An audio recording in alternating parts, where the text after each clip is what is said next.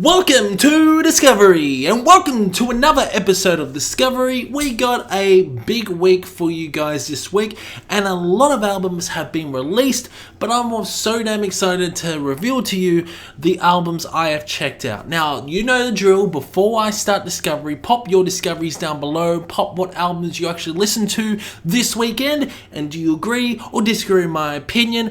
And you know what, we're doing a quicker discovery this week. So At the Gates released a brand new album called The Nightmare of Being, and this album is very good, much more different.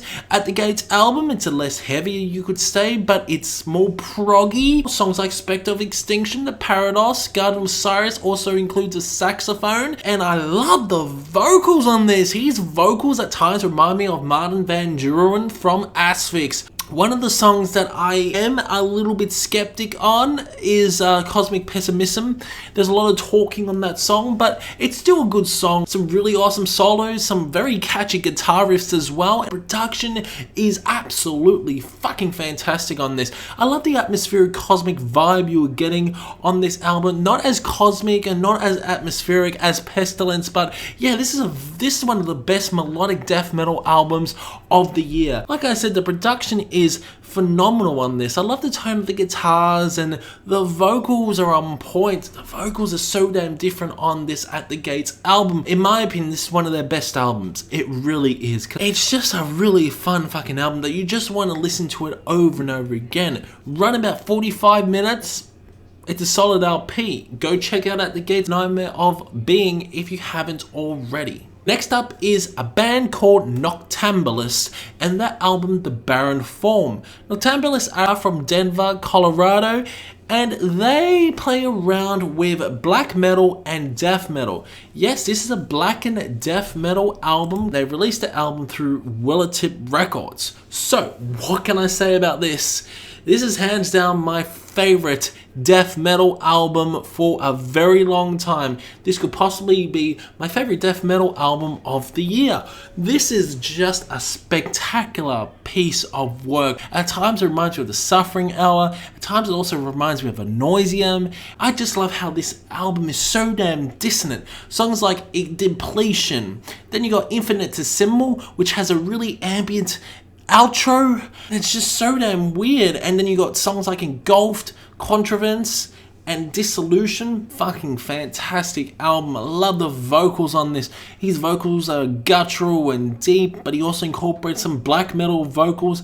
The guitar work is off the hook on this. I love the tremolo picking, the riffages, the dissonant melodies. It's very dark and slimy. It reminds me of Anoisium dipped into a whole bucket of slime. That's what Noctambulist reminds me of.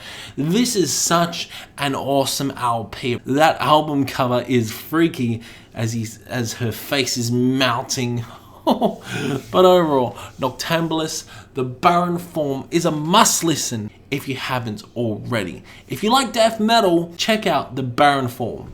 Next up is a band called Catafalque and the album Vadak. This was released last month, and I checked out Vadak, and wow, this is an absolutely amazing album. It's a black metal album with also some folky elements. Some of the songs are so damn catchy. I particularly love the song Molo, which has a great fucking guitar solo, but there are also some great instrumentals as well. The guitar work is fantastic, the drumming is magnificent, and at times you just get lost within the music. I love his vocals on this. His vocals at times do sound like Burzum. Every single song bleeds into each other, and there are some great catchy riffs on this, the electronic elements that are sprinkled within the album, and not to mention some different genres like industrial, new metal, everything. It's got everything, this album, Vadak. I just love it, and I love her vocals. Her vocals are so damn angelic, and even got some bagpipe thrown within the mix, I think in the second song.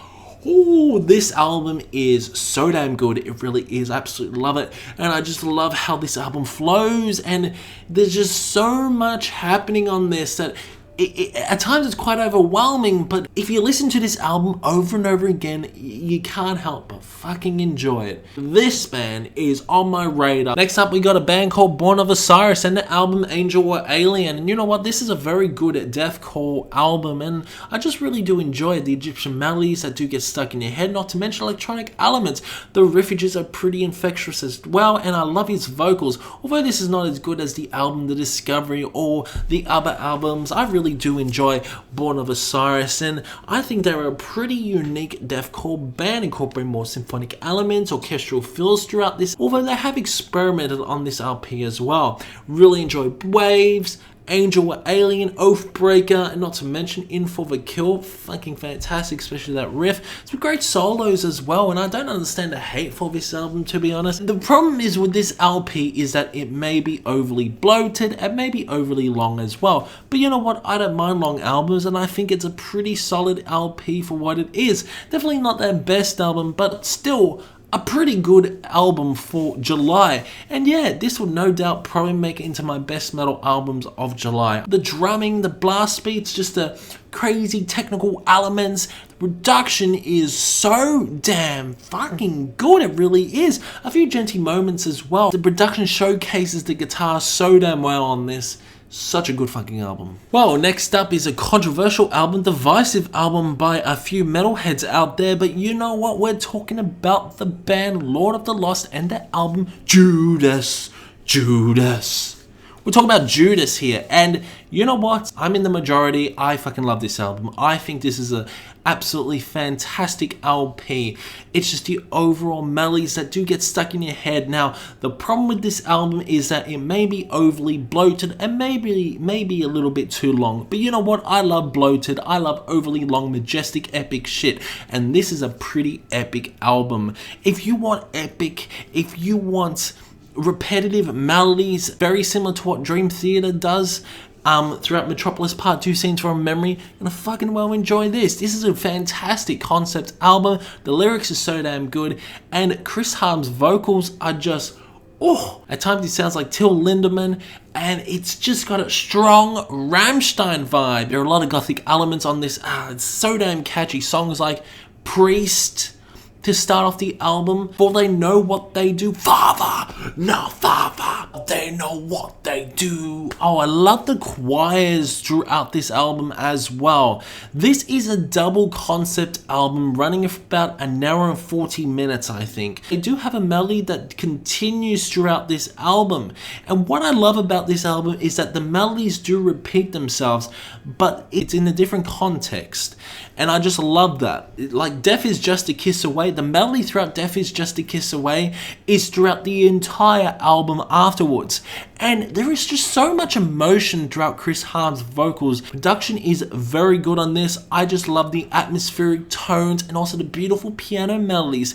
There's a 50 quiet piece as well, and you can hear the beautiful angelic vocals. It's very atmospheric in tone. And yeah, the production is so damn good. Maybe the guitar tone at times is just a little bit muddy, but you know what? I do love it because I love how they mix gothic and industrial metal on this album, but they do sound fresh. I know a lot of people, especially in the metal peers, especially my metal peers, don't really enjoy this album. Well, I disagree. I think this is a fucking fantastic album. It's a bit of a naysayer as well when I looked at the album cover and I said, should I check this out? And I'm so glad I did, because it's gotten me into more different kinds of music. And yes, this is a metal album, and a lot of people say that they aren't metal as well. Man, listen to For They Know What They Do. Listen to 2,000 Years Apart. It's fucking metal, you silly idiots. But overall, Lord of the Lost Judas is a must listen if you like epic, majestic, gothic metal. Ooh, I love it. I love it. Dare I say, this could be possibly one of my favorite albums of the year. And I bought the album, but holy shit, this album took me by surprise big time. Not to mention, got some really good guitar moments, some great musical compositions. Well done, Lord of the Lost. And you know what? I checked out Imperium. I checked out Thornstar as well. Thornstar is a lot heavier. It's a lot heavier album than Judas. Empyrean is just out as this batshit crazy. You got songs like Doomsday Disco. Doomsday Disco. That's such a weird album. But you know what? I love how Lord of the Lost experiment, and they definitely experimented on this. It's a concept album running about an hour and 44 minutes. And holy shit, what a ride it was. So guys, let me know in the comments below what you thought about this discovery. Do you agree or disagree with my opinion? Keep the discussion going in the comment section below, and I'll see you in the next discovery.